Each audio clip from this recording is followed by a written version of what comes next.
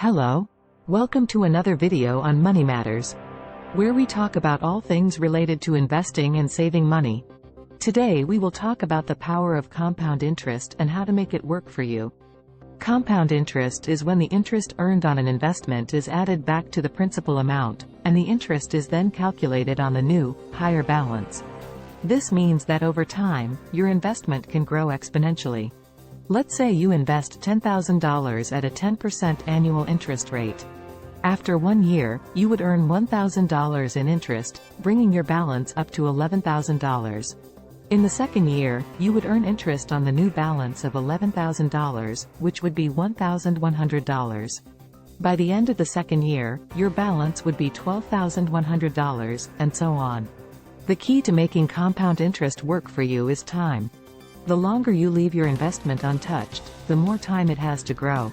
This is why it's important to start investing early, even if it's just a small amount.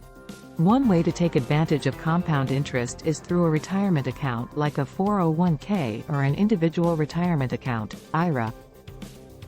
These accounts allow you to invest your money and earn compound interest over time, while also providing tax benefits.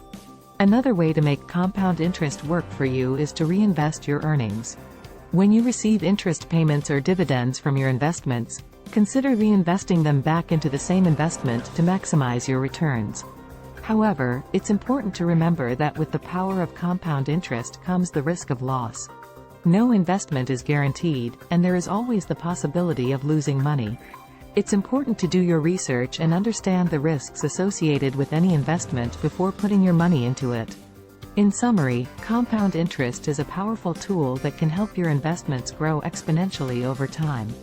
By starting early, investing in retirement accounts, and reinvesting your earnings, you can make compound interest work for you. However, it's important to do your research and understand the risks involved to make informed investment decisions.